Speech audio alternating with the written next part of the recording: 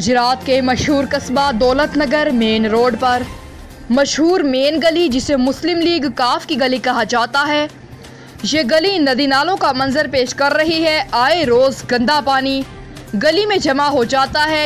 इलाका मकीनों का क्या कहना है, जानते हैं इन्हीं से।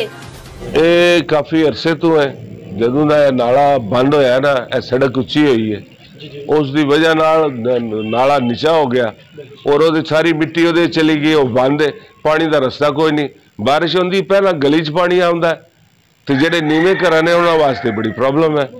तो इतने अच्छा खासा इतने पब्लिक गुजरती है, तो प्रॉब्लम है मेन गली है।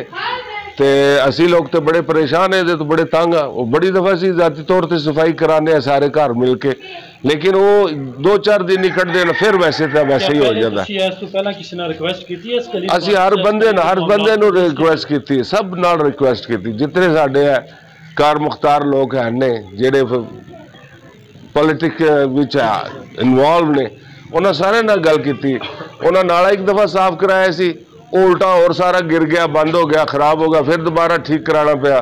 सानू तो पल्ले गंतिया बेलचे भी लैके देने पे, इस दे बावजूद साडा मसला हल कोई नहीं होया। सर तुसीं की पैगाम देना चाहते? असीं चाहते कि नाला जिहड़ा सफा किया जाए और इस तो विचों पानी जिहड़ा ना बारिश का सीधा जाए।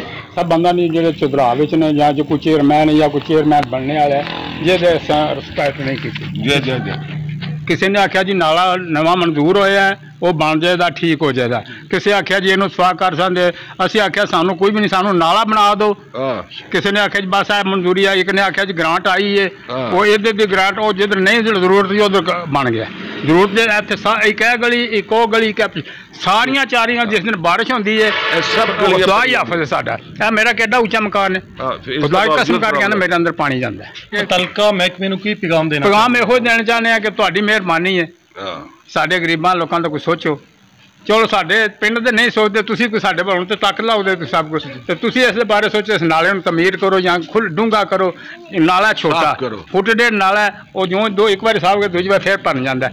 नाला वड्डा बने जिन्ने हिसाब से पानी पानी है नाल कोले द्वारा पानी खुला लगा जाता है, लेकिन कोई बल लगता साड़ी सुनते ही कोई नहीं है।